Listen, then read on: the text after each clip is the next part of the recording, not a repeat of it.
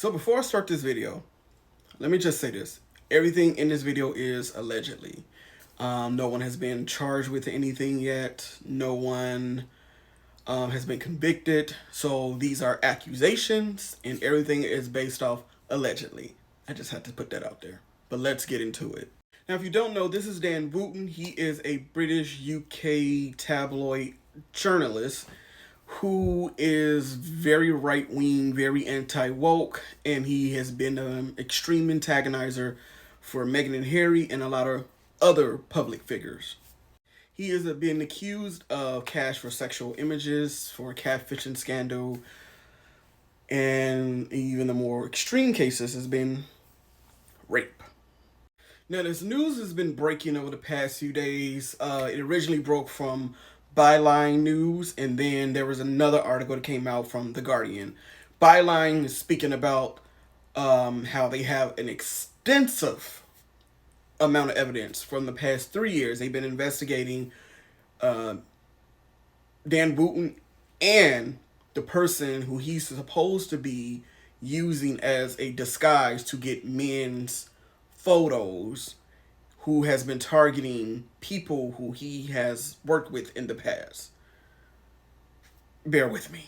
Now, Byline says that this character named Martin Brennan, who has been posing as some sort of like showbiz agent, has targeted men from Rupert Murdoch's News UK and The Sun. One executive from News UK and 6 others from The Sun.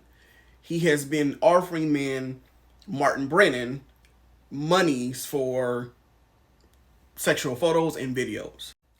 Now, The Guardian has been investigating Mr. Brennan, but they was not able to find or connect it to Dan Wooten. However, Byline News has said they have evidence from 2008 all the way from 2018 connecting the two people together. And this is where it gets interesting. So one of the reasons why Dan is connected to Martin Brennan is because all of the victims, well, so far most of the victims are from newspapers or news organizations that he once worked at. And also, according to a former colleague and friend of Dan Wooten, Byline said it has evidence, because they've spoken to this colleague, that Dan Wooten told them that he is Martin Brennan and he's afraid that he might be exposed. And I know all of my Sussex Meghan and Harry supporters are waiting for the Meghan and Harry connection or link. We're going to get to that.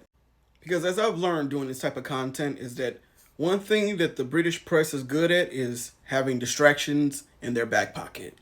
And usually the distractions and the people or the throwaways they can just use to cover up whatever they want to cover up is typically the migrants and Meghan and Harry. But I also think it's important to give highlight to the alleged victims of this entire deal. So let's get into some of their accusations. And I do have to highlight that there is a total of, I believe,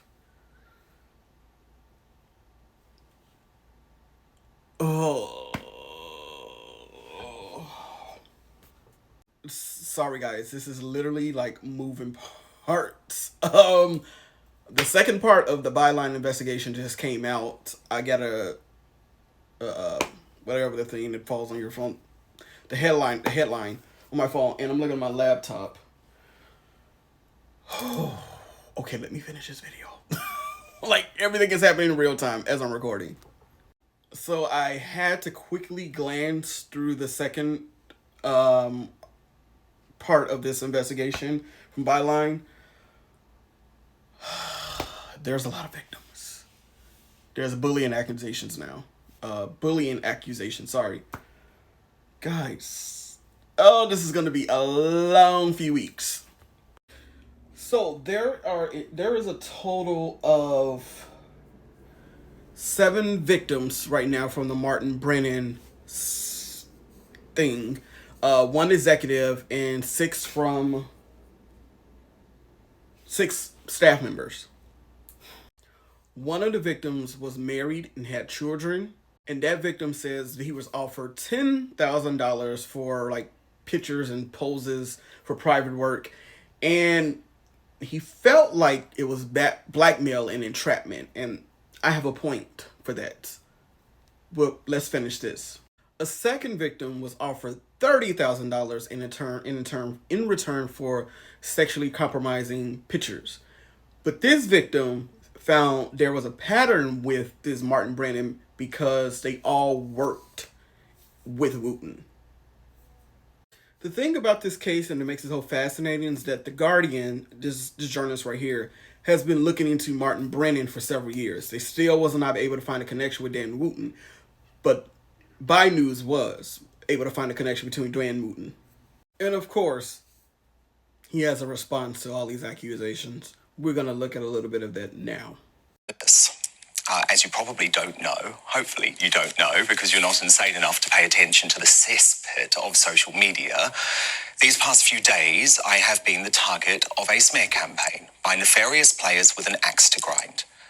Notably by an ex-partner who I was, and this is something I've never spoken about and it's very difficult to talk about publicly, but who I was previously abused by, and who has been on a campaign to destroy my life. In the past, he has written to me confessing to being a, quote, psychopath, and I saw this firsthand when he threatened in writing to, quote, slit my throat many years after we had broken up. I have been forced to report his behaviour and threats to police. They are now investigating. He has created an untrue story about me and appears to have been working with an organisation who are intent on closing down this channel, whose reporters include a convicted phone hacker. The Guardian has also reported it tonight. What a surprise. Other unspeakable... So this is when I gotta call out the bullshit. Wasn't this the guy who called out Philip Schofield literally 2 months ago for something similar and wanted to hold him to the fire? So he admitted in his own Twitter that he reported and he wrote to ITV about the whole Philip Schofield scandal. He admitted this himself, right? So if you were so concerned about Philip Schofield abusing his power, why in February of 2020 did you write the article, exclusive article, about him coming out and you congratulated him? And I don't believe you emailed ITV about the scandal. I believe that you showed us a copy, and I'm going to conspiracy territory now, but listen to me. I believe that you had something, an email, you used that to threaten Philip Schofield, and because of that, he gave you that exclusive of him coming out. You are a man who wants power. You are a man who wants to hold people in fear. You are a man who wants control, and I see right through you. But what is so shocking is that the UK media, with the exception of Byline News and The Guardian, has been silent. This,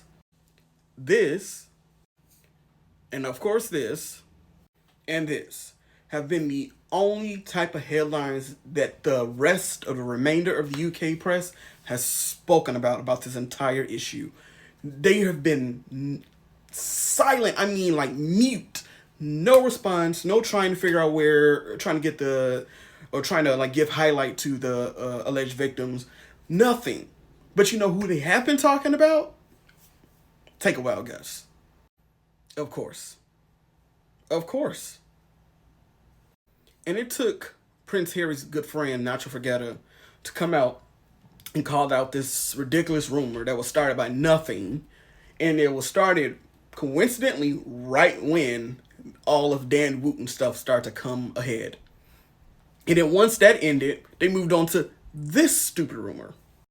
Yes, apparently when or after the Queen's funeral, Prince Harry and Meghan allegedly asked the President of the United States, Joe Biden, to fly back with him on the Air Force One airplane.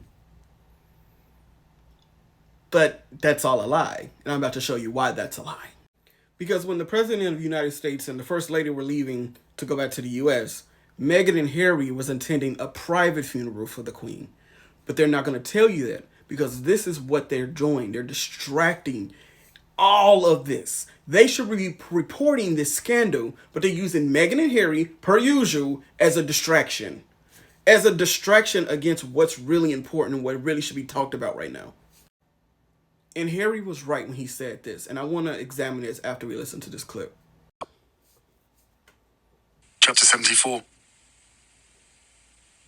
We got word from Sarah that the Sun was about to run a story saying the Duke and Duchess of Sussex were stepping away from their royal duties to spend more time in Canada. A sad little man, the newspaper's showbiz editor, was said to be the lead reporter on the story. Why him? Why, of all people, the showbiz guy? Because lately, he'd refashioned himself into some sort of quasi-royal correspondent, largely on the strength of his secret relationship with one particularly close friend of Willie's comms secretary, who fed him trivial and mostly fake gossip. He was sure to get everything wrong, as he'd got everything wrong on his last big exclusive, Tiara Gate. He was equally sure to cram his story into the paper as fast as possible. And based off this recent report from Byline, which I'm going to get into in another video, but just with a quick recap of what it was saying, there was bullying accusations at the Sun, and all that was reported, and the Sun paid off 6 people to cover it up. Why? So to wrap this whole video up, why is the media covering for him? Why was they paying off, allegedly, 6 people to cover up the bullying accusations? Why have 7 men come out from the same news organizations that he used to work at, accusing him of sexual abuse, blackmail? A man has come out accusing him of rape. His ex, who started this whole thing on Twitter, has come out and said that he is all these things people are saying. Why are all these people coming out saying these things, and the news, no UK press is covering this? What does this man have? It's not like he's that great of a journalist. I mean, I wouldn't even can put him in the top 10,000 greatest journalists of all time. He is a horrible person. Just from what I've seen of him on TV, his articles, he is a horrible person. That is my opinion. I think Dan Wooten was able to come into power by doing exactly what these accusations have said about him, collecting whatever nefarious, horrible things that he can find on people, dangling over their head to get them to dance and do whatever he wanted and use them for whenever he wanted. He came into power like that. That is my opinion from things that I have seen and heard about him over the years. Mind you, so many people have heard horrible things about Dan over the years. Some of these accusations was one of them. And the GB News station wants to say that this is a smear campaign to try to get rid of that channel and to destroy them.